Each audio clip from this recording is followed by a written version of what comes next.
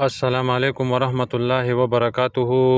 ګرانو کتونکو، امید د رب کومه چې صحتمند به یې او د صحت په جامه باندې به پټ یې. دا یو بوټی په نظر تاسو ته راځي. دا ته په پښتو کې دی ته مونږ غوړاسکی وایو. دا د غوړاسکی بوټی دی او ډېر خلک به په پښتو کې پیژني، خو اردو کې دی ته سنتا وایي. سنتا، سین نون تی چرګی هی او الف، او په انګلیش کې دی ته وایي هوپ بوش. هوپ بوش او د دې حیاتیاتي نوم چې دی په لاتینۍ ژبه کې دی ته وایي ډوډونیا ویسکوسا. ډوډونیا ویسکوسا د دې نوم دی او دا ډېر په طب کې مستعمل بوټی دی، بلکې دغه په د ایلوپیتي په دوايانو کې دا ښه په ټریډیشنل بیسس باندې، په تجارتي بیسس باندې دا په دوايانو کې استعمالیږي او د دې نه دوايانې جوړیږي. د دې په طب کې ډېر زیات افادیت دی او دا د مودو راسې زمونږ د عامو خلکو څوک چې زمیندار دي او عام خلک دی او د طب سره هغه باقاعده د حکمت کار نه کوي، هغوی دا په خپل استعمال کې راولي او د دې فایدې د خبر دي. د دې یو فایده دا ده چې دا انټي انفلیمیټري دی، دا سوزش ختموي او دارنګې پړسوب ختموي.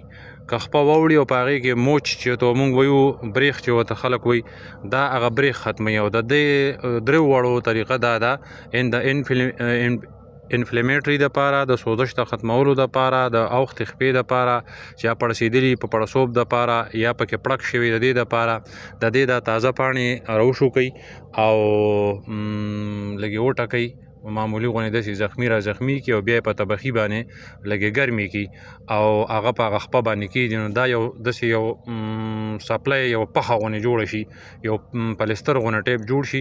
نو بس 24 غنټې د دې ټایم د 24 غنټې به بیا د دې هغه پخه بدلی، نو الله تعالی به سره هغه سوزش او هغه دړ، هغه پړسوب هغه به سره ختموي.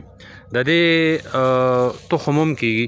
دا د دې یو څانګه ما راغستی ده، دا د دې ګلونه دي، ګل ټیپ دغه دی. بیا په دې ګل کې دننه یوه دانه ده، هغه د دې د تخم دپاره مستعملیږي.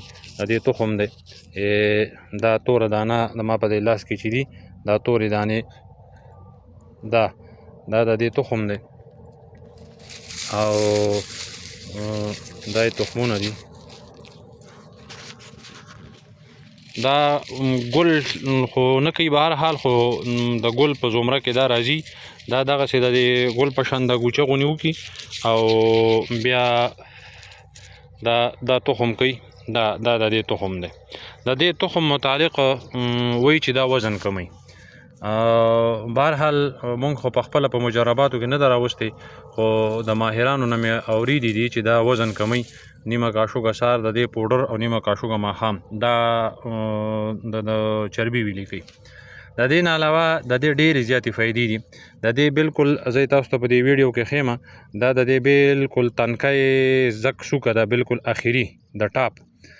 د دې که چېرته سړی غره ته راغلی او په لور باندې په چاقو باندې چاړه باندې چېرته په دغه باندې کټ ولګي نری غوندې، نو دا نری تنکی پاڼه چې ده، دا په هغه زخم باندې د پاسه لږ داسې ګوتو کې ونیسي، داسې په دې انداز باندې داسې دا لږه ګرمه شي په دې ګوتو کې، او بیا یې دا زما د ګوتې سره ونښته دا دی، نو دا وینه بندوي او دا زخم ډېر زیات زر ورولي. د دغه دپاره، د سپونې دپاره، او خصوصا هغه سپونې سورایسس چې ورته وایي، یا هغه رنګ ټایپ سپونې چې هغه ګول دایره والا سپونې چې د هغې دپاره دا ډېر زیات بهترین شی دی. او د هغې دپاره طریقه دا ده چې د دې دا بوټی به راوباسې او دا به داسې لنډ لنډ لیش لیش دوه لیشتې اوږدې اوږدې ټوټې کې د دې دا لرګې او په شین حالت کې به یې دا په اور پسې په انغري پسې کې او دې ته به یو طرف ته اور ورته کې. دې کې کمال دا دی چې دا شین هم سوځي، څنګه چې وچ سوځي داسې دا شین هم سوځي. دا غوړوالی کوي په دې کې او دا څه تیلناک غوندې بوټی دی. نو د دې دا یو طرف چې سوځي، نو په دې بل طرف باندې د دې نه یو خاص قسمه اوبه راوځي او داسې زګ ټیپ ترې راوځي. دغه زګ چې ته ګرم ګرم راواخلې او 2 وخته یا 3 وخته یې په هغه سپونې باندې ولګئ، الله تعالی ورسره د هغې سپونې مکمل بیخکني کوي. دا پین کیلر دی، دا درد ختمی او دا د زخم دپاره او د سرمنې د بیمارو دپاره کومه طریقه چې ما تاسو ته وښوه په دې طریقه باندې دا استعمالیږي د سرمنې د بیمارو دپاره. د ساه په تکلیف کې هم دا کار کوي او دا انټي بیکټیریل دی. د معدې سړي ته چې کوم بیکټیریل انفیکشن کېږي په معده کې د دې د دغې دا بیخکنیم کوي. او دا د لیور ډیسارډر چې کله چې دغه شي دا مثال چربي په دغه باندې ختلي په د ځیګر باندې او یا په اینه کې څه مسئله نو د دې جوسو د دې د پاڼو صفوفو او د دې د زیلو جوشانده که سړی وباسي درې واړه یو شان کار کوي، د جګر مسئلې هم ختموي. دا ډیر کارآمد بوټی دی او ډیر بهترین بوټی دی او د سوځولو دپاره هم استعمالیږي. ډیر بهترین شی دی او خلک ته بارن هم جوړوي. او تاسو سره د دې یو معلومات زه شیر کړم.